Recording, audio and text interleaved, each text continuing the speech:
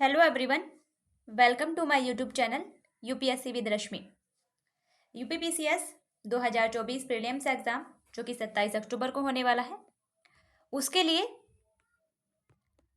Indian polity का आज हमारा प्रैक्टिस सेट नंबर 11 है। 10 प्रैक्टिस सेट हम ऑलरेडी कंप्लीट कर चुके हैं। अगर आपने वो नहीं देखे हैं तो आप उन्हें देख सकते हैं। वीडियो को लाइक एंड शेयर जरूर कीजिए और आपका जो भी डाउट हो, जो भी क्वेश्चन हो, आप उसे कमेंट बॉक्स में लिख सकते हैं। मॉडर्न हिस्ट्री का भी हमारा प्रैक्टिस सेट चल रहा है, आप उसे भी देख सकते हैं। और जहाँ तक सुनने में आ रहा है कि अब एग्ज़ाम 2 दिन होगा, तो देखते हैं क्या होगा, कैसे होगा। लेकिन आप अच्छे से पढ़ाई कीजिए, पैनिक मत होइए, अब अपनी तैयारी अच्छे से कीजिए। तो शुरू करते हैं आज का वीडियो। हमारा फर्स्ट क्वेश्चन है, निम्नलिखित में से किसी भौगोलिक क्षेत्र को अनुसूचित क्षेत्र यानी कि शेड्यूल्ड एरिया घोषित करने का संवैधानिक अधिकार किसको है? ऑप्शन है ए राज्यपाल को, ऑप्शन बी मुख्यमंत्री को, ऑप्शन सी प्रधानमंत्री को और ऑप्शन डी राष्ट्रपति को। इसका सही आंसर होगा ऑप्शन नंबर डी, राष्ट्रपति को। किसी भी भौगोलिक क्षेत्र को अनुसूचित क्षेत्र घोषित करने का जो संवैधानिक अधिकार है वो है राष्ट्रपति को। राष्ट्रपति संबंधित राज्य के राज्यपाल के परामर्श से, उसकी सहमति से, उसे परामर्श करके किसी क्षेत्र को अनुसूचित क्षेत्र या तो घोषित कर सकते हैं या उसका दर्जा अनुसूचित क्षेत्र का समाप्त कर सकते हैं, अनुसूचित क्षेत्र के दर्जे को बढ़ा सकते हैं या फिर घटा भी सकते हैं। ये सभी अधिकार संवैधानिक अधिकार हैं भारत के राष्ट्रपति के। तो ध्यान रखिएगा कि किसी भौगोलिक क्षेत्र को अनुसूचित क्षेत्र घोषित करने का संवैधानिक अधिकार है राष्ट्रपति को।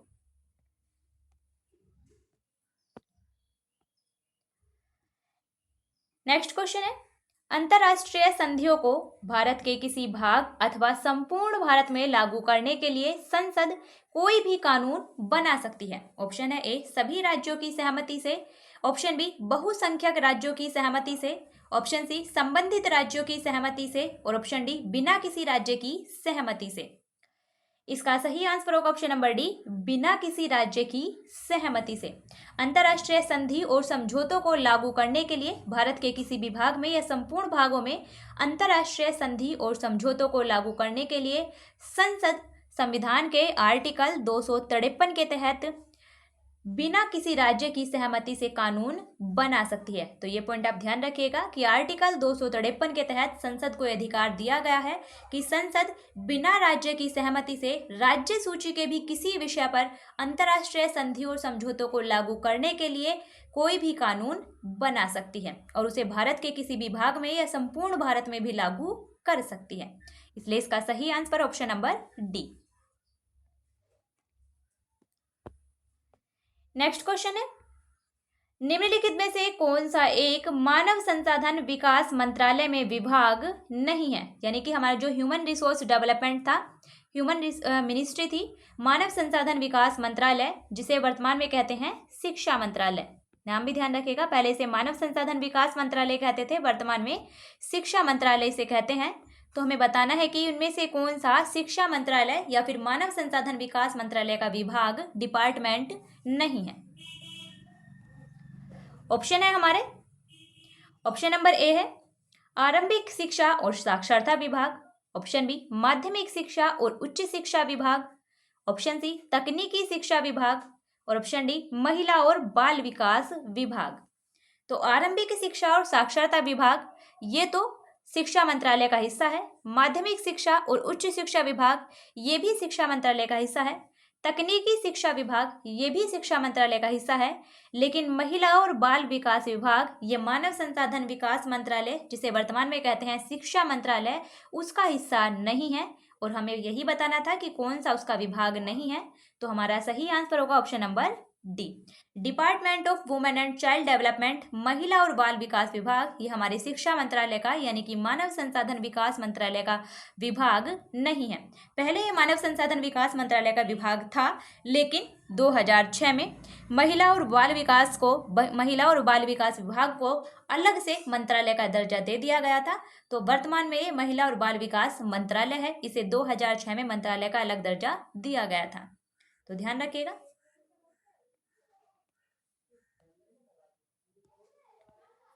नेक्स्ट क्वेश्चन है हमारा, कथन और कारण दिया गया है, कूट की सहायता से हमें बताना है कि कौन सा ऑप्शन सही है। कथन है हमारा, संसद तथा राज्य विधानमंडलों के स्वतंत्र और निष्पक्ष चुनाव कराने की शक्तियां एक स्वतंत्र इकाई अर्थात निर्वाचन आयोग को दी गई है। तो कथन हमारा बिल्कुल सही है। संसद और राज्य विधानमंडलों के जो चुनाव हैं उन्हें कराने की जो शक्ति है वो केंद्रीय निर्वाचन आयोग को दी गई है। और निर्वाचन आयोग का प्रावधान किया गया है भारतीय संविधान के भाग 15 में, ध्यान रखिएगा, भाग 15 और आर्टिकल 324 से लेकर 329 तक निर्वाचन आयोग के बारे में प्रावधान किए गए हैं। ये फैक्ट आप ध्यान रखिएगा। कारण है, निर्वाचन आयुक्तों को पद से हटाने का अधिकार कार्यपालिका के पास है। कारण भी हमारा सही है, लेकिन कारण कथन की व्याख्या नहीं करता है। संसद और राज्य विधानमंडलों के स्वतंत्र और निष्पक्ष चुनाव कराने की शक्तियां एक स्वतंत्र इकाई अर्थात निर्वाचन आयोग को दी गई हैं। निर्वाचन आयुक्तों को पद से हटाने का अधिकार कार्यपालिका के पास है। निर्वाचन आयुक्तों को मुख्य निर्वाचन आयुक्त की सिफारिश पर राष्ट्रपति के द्वारा ही उनके पद से हटाया जा सकता है। दोनों सही है, लेकिन आर ए की सही व्याख्या नहीं करता है। इसलिए हमारा सही आंसर ऑप्शन नंबर बी, ए और आर दोनों सही हैं, लेकिन आर ए की सही व्याख्या नहीं करता है। और ये फैक्ट ध्यान रखिएगा कि निर्वाचन आयोग के बारे में यानी कि निर्वाचन के बारे में प्रावधान है भारतीय संविधान के भाग 15 में, आर्टिकल 324 से लेकर 329 तक।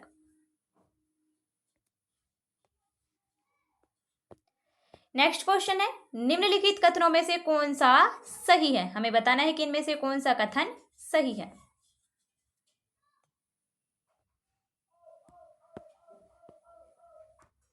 कथन है हमारा भारतीय संविधान, ऑप्शन नंबर ए, भारतीय संविधान अध्यक्षात्मक है।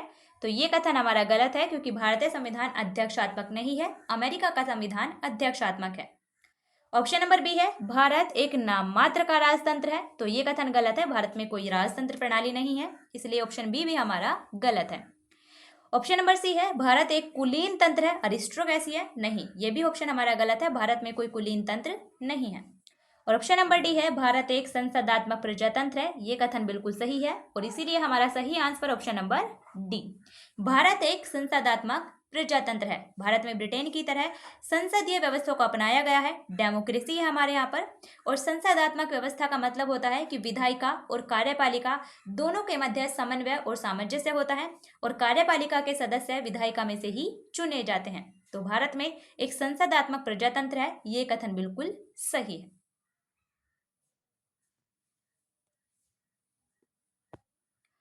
नेक्स्ट क्वेश्चन है, राष्ट्रपति पद्धति में समस्त कार्यपालिका की शक्तियां निहित होती हैं। ऑप्शन है ए, राष्ट्रपति में, ऑप्शन बी, कैबिनेट में, ऑप्शन सी, व्यवस्थापिका में, और ऑप्शन डी, उच्च सदन में यानी कि अपर हाउस में। तो इसका सही आंसर ऑप्शन नंबर ए, राष्ट्रपति में। क्यों? शासन प्रणाली दो प्रकार की होती है, एक होती है संसदीय शासन प्रणाली, दूसरी होती है अध्यक्षीय शासन प्रणाली। जो संसदीय शासन प्रणाली होती है उसमें विधायिका और कार्यपालिका उसमें समन्वय का काम करते हैं। उसमें दो प्रकार की कार्यपालिका शक्ति होती है, एक होती है नाममात्र की कार्यपालिका, दूसरी होती है वास्तविक कार्यपालिका। जो संसदात्मक शासन प्रणाली है उसमें दो प्रकार की कार्यपालिका होती हैं, नाममात्र की कार्यपालिका और वास्तविक कार्यपालिका। जो नाममात्र की कार्यपालिका होती है वो राष्ट्रपति, और जो वास्तविक कार्यपालिका शक्तियां निहित होती हैं वो प्रधानमंत्री सहित उनकी मंत्रिपरिषद में निहित होती हैं। लेकिन जो दूसरी शासन व्यवस्था होती है अध्यक्षात्मक शासन व्यवस्था, जिसे हम राष्ट्रपति शासन व्यवस्था के नाम से भी जानते हैं, उसमें जो समस्त कार्यपालिका शक्ति होती है वो राष्ट्रपति में ही निहित होती हैं। उसमें कोई भी नाममात्र की कार्यपालिका नहीं होती है, बल्कि वास्तविक कार्यपालिका शक्तियां सभी राष्ट्रपति में ही निहित होती हैं। तो इसलिए इसका सही आंसर ऑप्शन नंबर ए कि राष्ट्रपति पद्धति में समस्त कार्यपालिका शक्तियां राष्ट्रपति में ही निहित होती हैं, जबकि जो संसदीय शासन प्रणाली है उसमें समस्त कार्यपालिका शक्तियां, जो वास्तविक कार्यपालिका शक्तियां होती हैं, वो प्रधानमंत्री सहित उनकी मंत्रिपरिषद में निहित होती हैं। तो ये दोनों ही डिफरेंस आप ध्यान रखिएगा।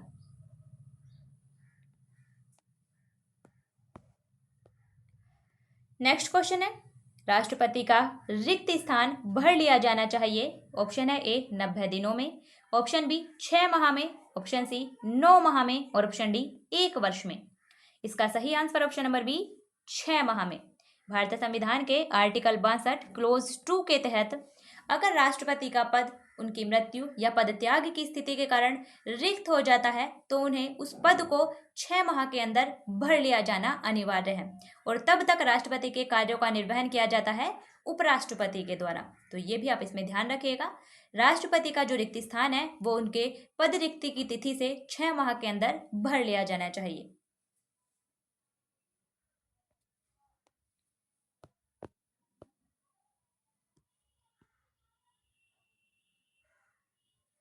नेक्स्ट क्वेश्चन है, मौलिक अधिकारों के अंतर्गत कौन सा अनुच्छेद बच्चों के शोषण से संबंधित है?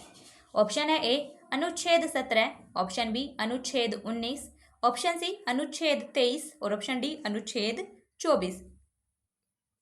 इसका सही आंसर ऑप्शन नंबर डी अनुच्छेद 24। आर्टिकल 24 बच्चों के शोषण से संबंधित है। ये मौलिक अधिकार है सभी। आर्टिकल 24 में कहा गया है कि 14 वर्ष से कम आयु के किसी बच्चे को कारखानों या फिर किसी अन्य जोखिम वाले स्थान पर काम करने के लिए नहीं लगाया जाएगा, वो प्रतिबंध किया गया है। तो बच्चों के शोषण से संबंधित अनुच्छेद है आर्टिकल 24। जबकि आर्टिकल 17 में अस्पृश्यता से संबंधित प्रावधान किए गए हैं। आर्टिकल 19 में वाक स्वतंत्रता और अभिव्यक्ति की स्वतंत्रता का वर्णन है और आर्टिकल 23 में मानव के दुर्व्यापार और बलात्कार श्रम का प्रतिषेध किया गया है। ये तीनों आर्टिकल भी आप ध्यान रखिएगा।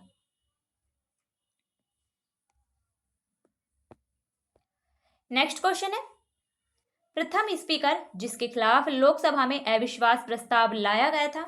ऑप्शन है A BR Jakhar, option B GB Mavalankar, option C Hukam Singh और ऑप्शन डी KS हेगड़े। इसका सही answer option number B GB Mavalankar. Ganesh Vasudev Mavalankar, GB Mavalankar Lok Sabha के पहले ऐसे स्पीकर थे जिनके खिलाफ लोकसभा में अविश्वास प्रस्ताव लाया गया था, लेकिन ये पास नहीं हो पाया था।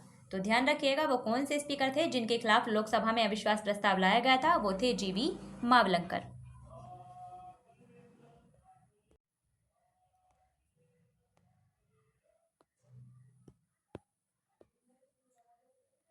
नेक्स्ट क्वेश्चन है, निम्नलिखित में से कौन लोकसभा तथा राज्यसभा के संयुक्त अधिवेशन में सभापतित्व करते हैं? ऑप्शन है ए चेयरमैन राज्यसभा के, option B speaker, option C प्रधानमंत्री और ऑप्शन डी प्रोटेम स्पीकर। इसका सही answer option number B speaker. Lok Sabha और राज्यसभा का जो संयुक्त अधिवेशन है वो बुलाया जाता है राष्ट्रपति के द्वारा आर्टिकल 108 के तहत, लेकिन उसका सभापतित्व, उसकी अध्यक्षता की जाती है लोकसभा अध्यक्ष के द्वारा आर्टिकल 118 क्लोज 4 के तहत। आर्टिकल ना भी याद रखें आप तो चलेगा, लेकिन ये ध्यान रखिएगा कि उसकी संयुक्त अधिवेशन की अध्यक्षता लोकसभा अध्यक्ष के द्वारा यानी कि स्पीकर के द्वारा की जाती है।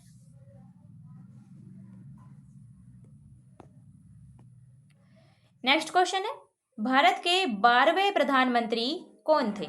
ऑप्शन है ए Chandrashekhar, option B Deve Gowda, option C IK Gujral और ऑप्शन डी AB वाजपेयी यानी कि अटल बिहारी वाजपेयी। इसका सही answer option number B Deve Gowda. Bharat के 12वें प्रधानमंत्री थे HD देवगौड़ा। तो ये ध्यान रखिएगा, सिर्फ फैक्ट था।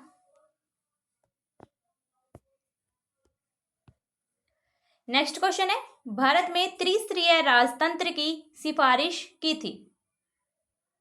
त्रिस्तरीय पंचायती राज व्यवस्था की सिफारिश की थी, ट्री-टायर पंचायती राज सिस्टम। त्रिस्तरीय राजतंत्र नहीं, त्रिस्तरीय पंचायती राज की सिफारिश की गई थी। किसके द्वारा? त्रिस्तरीय पंचायती राज की सिफारिश की गई थी। ऑप्शन है ए अशोक मेहता कमेटी ने, option B Balwant Rai Mehta committee ने, option C GK V Rao समिति ने और ऑप्शन डी LM सिंघवी समिति ने। इसका सही answer option number B Balwant Rai Mehta समिति ने 1957 में ये बनाई गई थी। डेट भी ध्यान रखिएगा कि कब बनी थी। जो 1957 में बलवंत राय मेहता कमेटी थी, बलवंत राय मेहता कमेटी ने त्रिस्तरीय पंचायती राज व्यवस्था की सिफारिश की थी। अशोक मेहता समिति ने द्विस्तरीय पंचायती राज व्यवस्था की सिफारिश की थी, ये भी आप ध्यान रखिएगा। और अशोक मेहता समिति बनाई गई थी 1977 में। जो LM सिंघवी समिति है ये बनी थी 1986 में, इसे भी ध्यान रखिएगा। और GK वी राव समिति बनी थी 1985 में। तो आपसे मिलाने के लिए भी पूछा जा सकता है कि सूची 1 को सूची 2 से मिलाइए, या फिर डायरेक्ट भी पूछा जा सकता है। तो आपको ये सभी पॉइंट इसमें ध्यान रखने हैं। और 73वें संविधान संशोधन अधिनियम 1992 के द्वारा पंचायती राज संस्थाओं को संवैधानिक दर्जा दिया गया था, यह आपको ध्यान रखना है। नेक्स्ट क्वेश्चन है, केशवानंद भारती केस का महत्व इसलिए है कि ऑप्शन है ए उसने कार्यपालिका के आदेशों को दरकिनार कर दिया, ऑप्शन बी, उच्चतम न्यायालय ने संविधान की मूल विशेषताओं को प्रतिपादित किया। ऑप्शन सी, उसने संघीय सरकार को कटघरे में खड़ा कर दिया। और ऑप्शन डी, उपरोक्त में से कोई नहीं। तो इसका सही आंसर ऑप्शन नंबर बी, उच्चतम न्यायालय ने संविधान की मूल विशेषताओं को प्रतिपादित किया। केशवानंद भारती मामला 1973 में आया था। 1973 का जो केशवानंद भारती केस है उसका महत्व इसलिए है क्योंकि उस मामले में उच्चतम न्यायालय यानी कि सुप्रीम कोर्ट ने संविधान की मूल विशेषताओं यानी कि बेसिक स्ट्रक्चर का प्रतिपादन किया था, मूल ढांचे का प्रतिपादन किया था।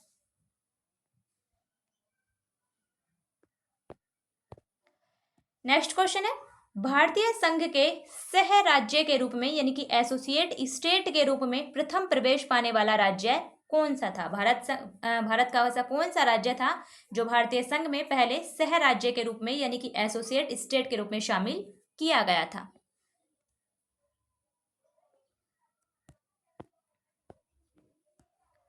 ऑप्शन है ए सिक्किम, ऑप्शन बी जम्मू एवं कश्मीर, ऑप्शन सी गोवा और ऑप्शन डी पांडिचेरी। इसका सही answer option number A Sikkim. Sikkim भारतीय संघ का ऐसा राज्य था जिसे पहले एसोसिएट स्टेट यानी कि संयुक्त राज्य के रूप में शामिल किया गया था। 35वें संविधान संशोधन अधिनियम 1974 के माध्यम से इसे संयुक्त राज्य का दर्जा दिया गया था। उसके बाद 36वें संविधान संशोधन अधिनियम 1975 के माध्यम से सिक्किम को पूर्ण राज्य का दर्जा दे दिया गया था। ये दोनों पॉइंट भी आपको ध्यान रखने हैं।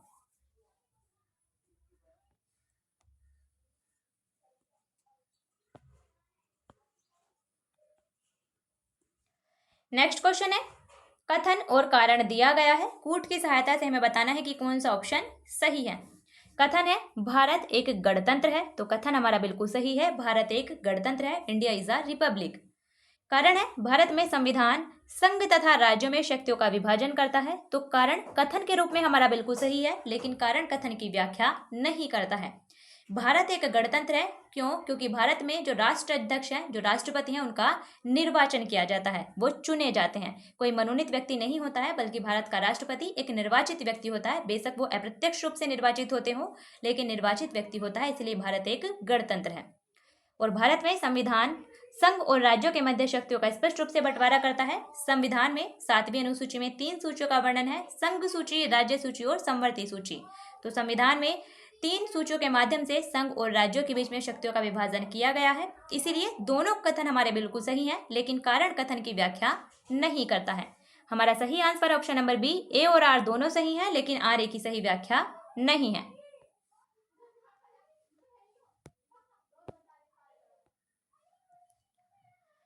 नेक्स्ट क्वेश्चन है, भारतीय संविधान का छुआछूत उन्मूलन से संबंधित अनुच्छेद है। ऑप्शन है ए अनुच्छेद 15, ऑप्शन बी अनुच्छेद 16, ऑप्शन सी अनुच्छेद 17 और ऑप्शन डी अनुच्छेद 18।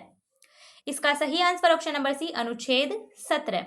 आर्टिकल 17 छुआछूत का विरोध करता है, छुआछूत उन्मूलन से ये संबंधित है। अनटचेबिलिटी को अपराध घोषित किया गया है आर्टिकल 17 के तहत, और इसके लिए 1955 में संसद के द्वारा अस्पृश्यता अपराध अधिनियम 1955 भी पारित किया गया था, वो भी आप ध्यान रखिएगा। बाकी आर्टिकल देखते हैं। आर्टिकल 15 में है धर्म, मूल वंश, लिंग, जन्म स्थान आदि के आधार पर विभेद का प्रतिषेध। आर्टिकल 16 में लोक नियोजन के विषय में अवसर की समता, और आर्टिकल 18 में उपाधियों के अंत का प्रावधान किया गया है। ये सभी आर्टिकल आपको ध्यान रखने हैं।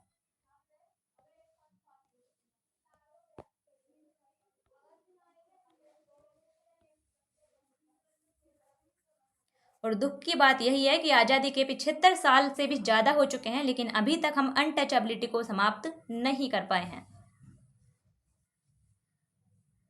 नेक्स्ट क्वेश्चन है, आपातकाल में राज्य विधानसभा की अवधि बढ़ाई जा सकती है। ऑप्शन है ए भारत के राष्ट्रपति के द्वारा, ऑप्शन बी राज्य के राज्यपाल के द्वारा, ऑप्शन सी राज्य विधानमंडल के द्वारा और ऑप्शन डी संसद के द्वारा। तो इसका सही आंसर ऑप्शन नंबर डी संसद के द्वारा। आपातकाल के दौरान राज्य विधानसभा की अवधि संसद के द्वारा बढ़ाई जा सकती है। भारतीय संविधान में 3 प्रकार के आपातकाल का प्रावधान किया गया है। एक होता है राष्ट्रपति शासन, आर्टिकल 356 के तहत राष्ट्रपति शासन, राष्ट्रीय आपातकाल आर्टिकल 352 के तहत, और वित्तीय आपातकाल आर्टिकल 360 के तहत। तीनों ही आपातकाल आपको ध्यान रखने हैं। और जो राष्ट्रीय आपातकाल होता है आर्टिकल 352 के तहत, उसमें राज्य विधानसभा की अवधि संसद के द्वारा बढ़ाई जा सकती है।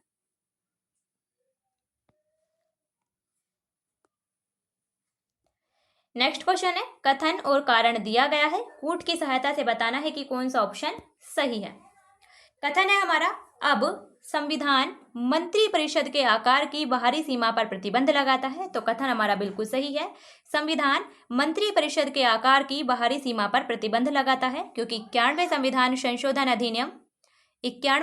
संशोधन अधिनियम 2003 के माध्यम से प्रावधान कर दिया गया है कि मंत्रिपरिषद की कुल सदस्य संख्या लोकसभा की कुल सदस्य संख्या के 15% से अधिक नहीं होगी, प्रधानमंत्री सहित। और राज्यों में जो मंत्रिपरिषद की सदस्य संख्या है वो विधानसभा की कुल सदस्य संख्या के 15% से अधिक नहीं होगी, मुख्यमंत्री सहित। लेकिन राज्य में न्यूनतम 12 मंत्री तो होने चाहिए, 12 से कम भी मंत्री नहीं होंगे। तो संविधान मंत्रिपरिषद के आकार की बाहरी सीमा पर प्रतिबंध लगाता है, कथन हमारा बिल्कुल सही है। कारण है, ऐसा विधायकों को शासक दल के पक्ष में दल बदल करने से रोकने के लिए किया गया है। कारण भी हमारा बिल्कुल सही है और कारण कथन की व्याख्या भी कर रहा है। मंत्रिपरिषद के आकार को सीमित क्यों किया गया है? क्योंकि विधायकों को शासक दल के पक्ष में दल बदल रोकने के लिए ऐसा किया गया था। तो दोनों सही है और आर की सही व्याख्या भी करता है, इसीलिए हमारा सही आंसर ऑप्शन नंबर ए और आर दोनों सही है और आर की सही व्याख्या भी करता है।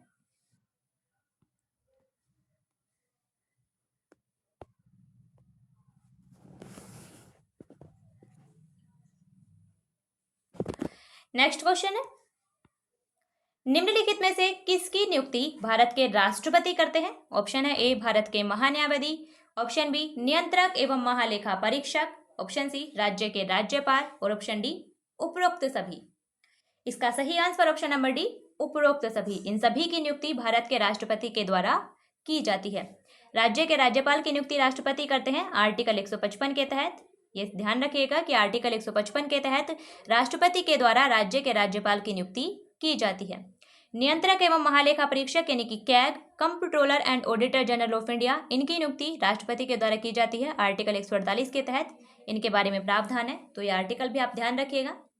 और भारत के महान्यायवादी आर्टिकल 76 के तहत राष्ट्रपति के द्वारा नियुक्त किए जाते हैं और राष्ट्रपति के प्रसाद पर्यंत अपना पद धारण करते हैं। ये आप ध्यान रखिएगा। भारत के महान्यायवादी, जो भारत के महान्यायवादी होते हैं वो भारत सरकार के प्रथम विधि अधिकारी होते हैं। इन्हें संसद के दोनों सदनों में बोलने, संसद की कार्यवाही में भाग लेने का अधिकार होता है, लेकिन मत देने का अधिकार नहीं होता है।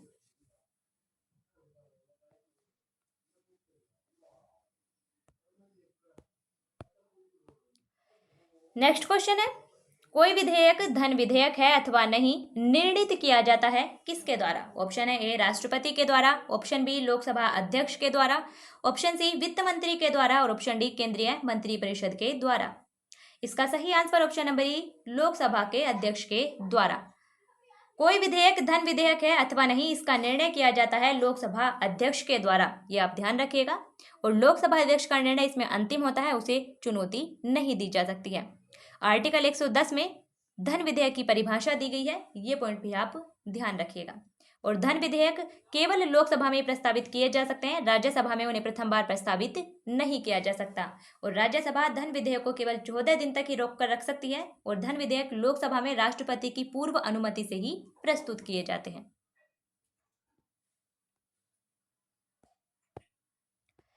नेक्स्ट क्वेश्चन है, निम्न राज्यों में से किस एक में द्विसदनात्मक व्यवस्थापिका है, यानी कि बाई कैमरल लेजिस्लेचर है? ऑप्शन है A Madhya Pradesh, option B Rajasthan, option C Gujarat, option D Maharashtra. द्विसदनात्मक मतलब कि 2 सदन है, विधानसभा और विधान परिषद। तो इसका सही answer option number D Maharashtra. Maharashtra में द्विसदनात्मक व्यवस्थापिका है, यानी कि बाई कैमरल लेजिस्लेचर है। वर्तमान में कुल 6 राज्य ऐसे हैं जिनमें द्विसदनात्मक व्यवस्थापिका है, यानी कि विधानसभा और विधान परिषद दोनों हैं। वो हैं उत्तर प्रदेश, बिहार, ध्यान रखिएगा, उत्तर प्रदेश यानी कि यूपी, बिहार, उत्तर प्रदेश बिहार एक साथ हैं, आप एक साथ इन्हें ध्यान रखिएगा। उसके बाद नीचे आ जाते हैं तो महाराष्ट्र और कर्नाटक, इन्हें ध्यान रखिएगा, एक साथ हैं महाराष्ट्र और कर्नाटक। और फिर आंध्र प्रदेश और तेलंगाना, ये दोनों एक साथ हैं, आप इस प्रकार से इन्हें याद रखिएगा। तेलंगाना, तो ये 6 राज्य हैं जहां विधानसभा के साथ साथ विधान परिषद भी है।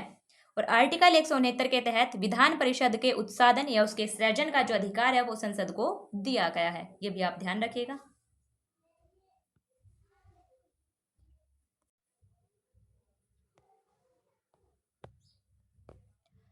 नेक्स्ट क्वेश्चन है, निम्नांकित में से यानी कि निम्नलिखित में से कौन जनता के द्वारा प्रत्यक्ष रूप से निर्वाचित किया जाता है? ऑप्शन है ए जिला पंचायत अध्यक्ष, ऑप्शन बी क्षेत्र प्रमुख, ऑप्शन सी ग्राम प्रधान और ऑप्शन डी सरपंच। इसका सही आंसर ऑप्शन नंबर सी ग्राम प्रधान। ग्राम प्रधान को जनता के द्वारा प्रत्यक्ष रूप से निर्वाचित किया जाता है, जबकि जिला पंचायत अध्यक्ष, क्षेत्र प्रमुख और सरपंच इन सभी को अप्रत्यक्ष रूप से चुना जाता है। जो सरपंच है उसे पंचायत के सदस्य चुनते हैं और कहीं कहीं सरपंच का भी प्रत्यक्ष चुनाव होता है, जैसे कि राजस्थान में। लेकिन इनमें से जो सबसे सही आंसर होगा वो होगा ग्राम प्रधान। ग्राम प्रधान का तो सभी जगह जनता के द्वारा प्रत्यक्ष रूप से ही निर्वाचन किया जाता है।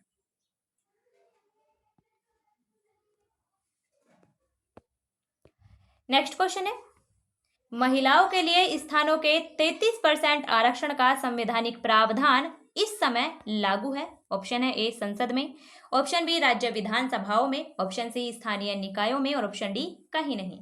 तो इसका सही आंसर ऑप्शन नंबर सी स्थानीय निकायों में यानी कि लोकल बॉडीज में महिलाओं के लिए 33% आरक्षण का प्रावधान, संवैधानिक प्रावधान इस समय लागू है। तो ये ध्यान रखिएगा आप। 73वें संविधान संशोधन अधिनियम और 74वें संविधान संशोधन अधिनियम 1992 के माध्यम से पंचायतों और नगर पालिकाओं में महिलाओं के लिए 33% स्थानों का आरक्षण किया गया है। और उस वर्तमान में जो आरक्षण का प्रावधान किया गया है संसद और राज्य विधानसभाओं में, वो अगली लोकसभा चुनाव से लागू होगा, वो अभी लागू नहीं हुआ है। तो वर्तमान में महिलाओं के लिए स्थानों के 33% आरक्षण का जो संवैधानिक प्रावधान है वो लागू है स्थानीय निकायों में। तो ये था हमारा आज का वीडियो जिसमें हमने इंडियन पॉलिटी से रिलेटेड क्वेश्चन डिस्कस किए हैं। ये हमारा आज 11 पार्ट है। 10 पार्ट हम ऑलरेडी कंप्लीट कर चुके हैं। अगर आपने वो नहीं देखे हैं तो आप उन्हें देख सकते हैं। वीडियो को लाइक एंड शेयर जरूर कीजिए और आपका जो भी डाउट हो, जो भी क्वेश्चन, आप कमेंट बॉक्स में उसे लिख सकते हैं। फिर मिलते हैं नेक्स्ट वीडियो में। अच्छे से पढ़िए, रिवाइज कीजिए। Best of luck.